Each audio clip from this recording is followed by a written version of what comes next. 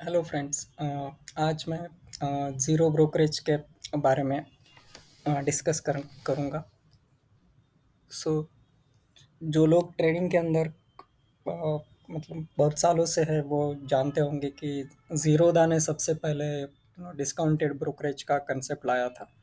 उसके पहले it's like उन्होंने फ्लैट ब्रोकरेज शुरू किया इंडिया के अंदर में। उसके पहले हमेशा परसेंटेज के ऊपर ब्रोकरेज लिया जाता था और अभी ऑलमोस्ट सारे ब्रोकरेज हाउसेस फ्लैट ब्रोकरेज के बारे में ही उनके प्लान्स होते हैं।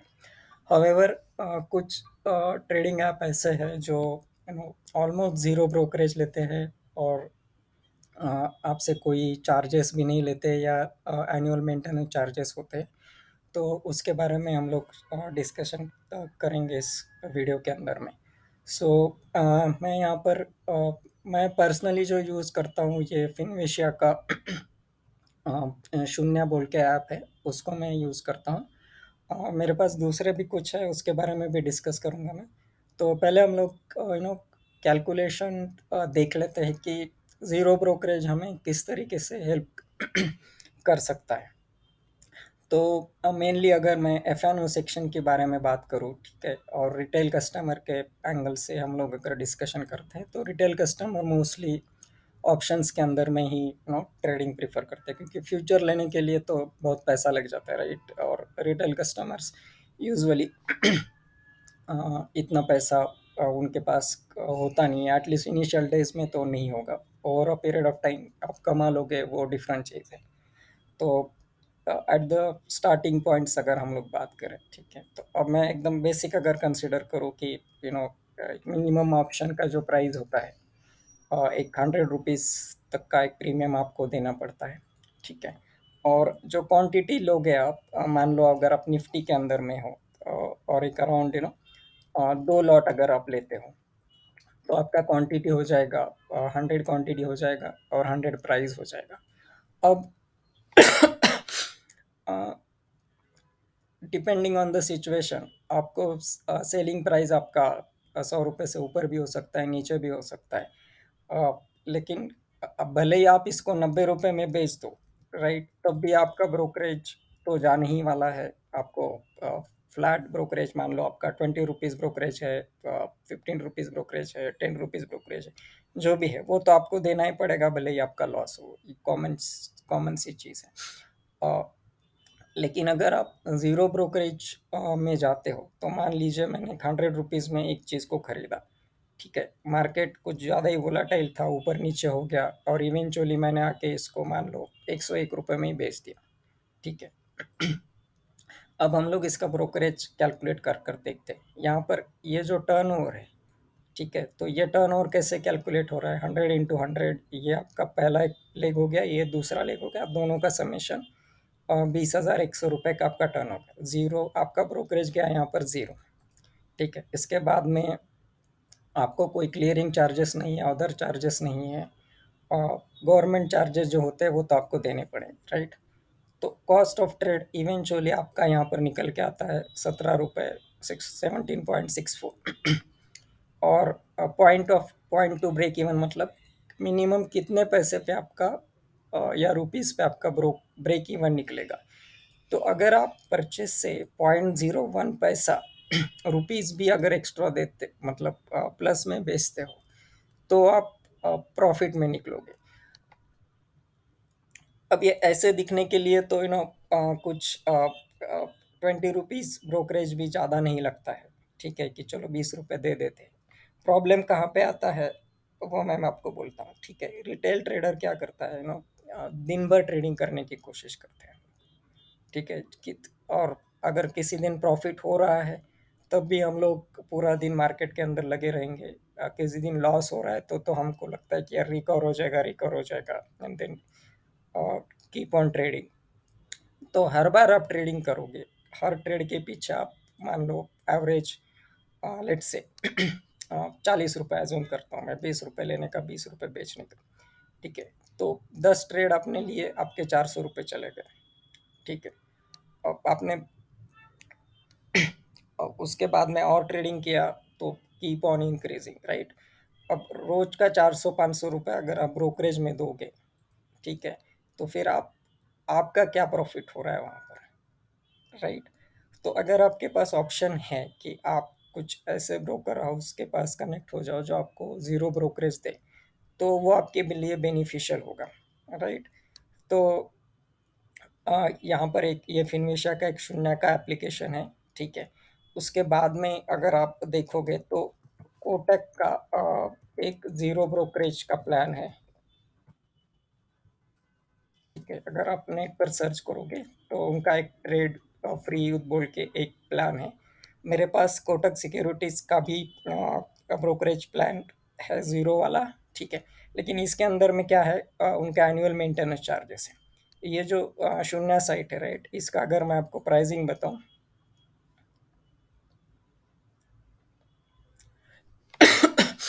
तो अ, इनके लिए equity equivalent to future options और इक्विटी, चलो इक्विटी का भी कैलकुलेशन देख लेते हैं सेम वे। मान लो आपने 100 रुपीज़ में खरीदा, ठीक है, 102 रुपये में बेच दिया, और मान लीजिए आपने एक 100 क्वांटिटी खरीदा था इसका।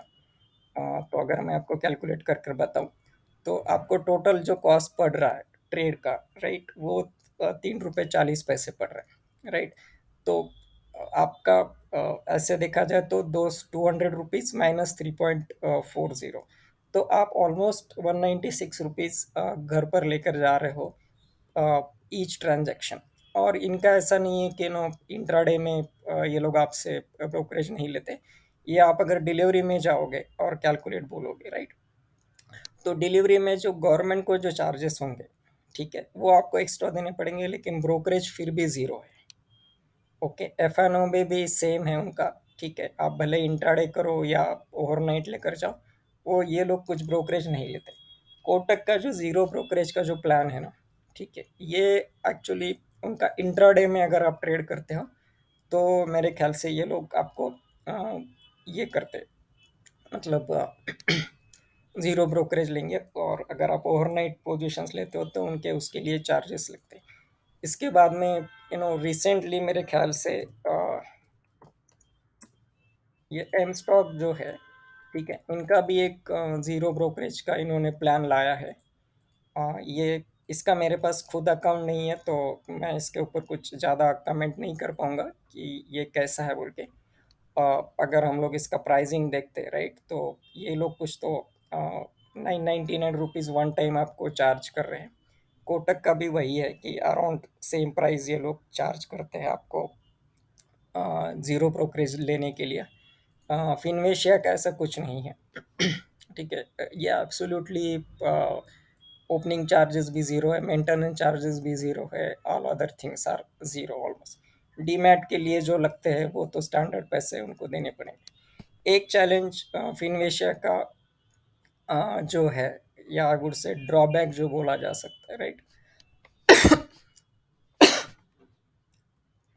वो ये है कि इनका कनेक्टिविटी जो होता है ना, ये कभी कभी डाउन हो जाता है, ठीक है। तो ये थोड़ा सा रिस्क इनके पास में है।